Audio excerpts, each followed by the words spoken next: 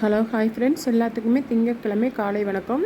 இன்றைக்கி நான் 4:30க்கெலாம் எந்திரிச்சு வாசல் கூட்டி தொளித்து வாசலில் கோலம் போட்டாச்சு. இன்றைக்கி நான் வாசலில் போட்ட கோலம் இந்த கோலம் தான். நிறைய கலர் பொடி இருக்குது, கொஞ்சம் கொஞ்சமாக அதை போட்டு காலி பண்ணலாம் அப்படிங்கிறதுக்காண்டி சும்மா ஊடலாக ஒரு கலர் கொடுத்தேன். அப்புறம் பக்கத்தில் போட்ட கோலம், வேப்ப மரத்துக்கு முன்னாடி போட்ட கோலம், இதெல்லாம் போட்டு முடிச்சுட்டு கோலம் போட்டு முடித்தோடனே அடுத்து நம்ம என்ன வேலை பார்ப்போம், பூஜை ரூமுக்கு தான் போவோம். ஆனால் என்னென்னு தெரியல, இன்றைக்கி காலையில் பார்த்திங்கன்னா நல்லா கூலிங்காக இருந்தது. நேற்று நைட்டு மழை பெஞ்சதுனால நல்லா கூலிங்காக இருந்தது.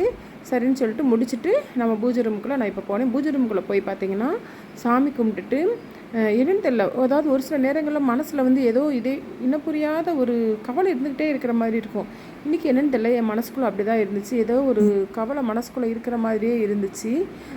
என்ன ரீசன்னே தெரியாமல் மனசு வந்து கவலைப்படும், ஒரு மாதிரி நம்ம முகம்லாம் ஷேடாக இருக்கும். அந்த மாதிரி என்ன காரணம்னே தெரியல, ஆனால் மனசுக்குள்ளே ஏதோ ஒரு கவலை இருக்கிற மாதிரி இருந்தது. அதனால் பூஜை ரூமில் போய் கடவுள்கிட்ட போய் நல்லா நான் ப்ரேயர் பண்ணேன். நானும் நல்லா இருக்கணும், என்னை சுற்றி உள்ளவங்களும் நல்லா இருக்கணும் அப்படின்னு சொல்லி கடவுள்கிட்ட வந்து நம்ம வேண்டியாச்சு. அதுக்கப்புறம் பார்த்திங்கன்னா இன்றைக்கி பெருசாக சமையல் வேலைலாம் ஒன்றும் இல்லை, கிச்சனுக்கு தான் வந்தாச்சு. ஏற்கனவே நேற்று வச்ச மட்டன் குழம்பு எல்லாமே இருந்தது.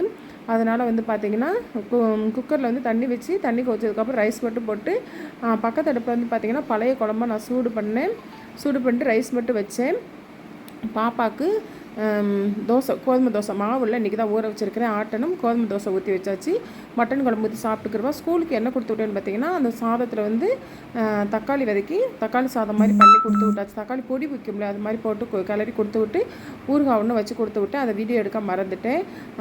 அது இந்த கேப்பில் அரிசியும் உளுந்தும் நம்ம வாஷ் பண்ணி ஊற வச்சாச்சு. இப்போ நான் வாக்கிங் கிளம்பிட்டேன். வாக்கிங் போகிறப்ப பார்த்திங்கன்னா இன்றைக்கி என்னென்னு தெரியல, 5:50க்கெல்லாம் போயிட்டோம். அவ்வளோ அழகாக இருந்தது. பார்த்திங்கன்னா கிளைமேட் நைட்டு மழை பெஞ்சிருக்கா, அந்த பனி மூட்டங்கள் வந்து அப்படியே அந்த செடி மேலே வந்து அப்படியே படுத்து கிடக்கிற மாதிரி இருந்தது. அங்கங்கே செடிகளை சொட்டு சொட்டா தண்ணி நிற்கும் பாருங்கள். அப்படியே அழகாக முத்து முத்தாக இருந்தது. பார்க்குறதுக்கே கண்ணுக்கு வந்து அவ்வளோ குளிர்ச்சியாக இருக்குங்க. காலையில் வாக்கிங் போகிறது நம்ம உடம்புக்கு பெஸ்ட்டு அப்படின்னா இந்த மாதிரி பச்சை பசேர்னு இயற்கைகளை பார்க்குறது நம்ம கண்ணுக்கு அவ்வளோ குளிர்ச்சிங்க. அதனால் வந்து கட்டாயமாக வந்து நீங்கள் மார்னிங் வாக்கிங் வந்து உடம்புக்கு ரொம்ப நல்லதுன்னு சொல்லுவாங்க. கட்டாயம் ரொம்ப இல்லைனாலும் பரவாயில்ல, ஒரு 1/2 ஹவராவது நடங்க. நான் வந்து கிட்டத்தட்ட பார்த்திங்கன்னா 1 ஹவர் நடப்பேன். எனக்கு அந்த கிளைமேட்டை ரசிச்சுட்டே போகிறது எனக்கு ரொம்ப பிடிக்கும். அப்படியே சரி இதை வீடியோ எடுக்கலாம் அப்படின்ட்டு அப்படியே ஒரு வீடியோவும் எடுத்துட்டோம். அப்படியே சரின்னு சொல்லிட்டு 5:50க்கு போனோம். 6:50க்கு வீட்டுக்கு வந்தாச்சு. ஓகே ஃப்ரெண்ட்ஸ், இந்த வீடியோ பிடிச்சிருந்தால் லைக் பண்ணுங்கள், ஷேர் பண்ணுங்கள், கமெண்ட் பண்ணுங்கள்.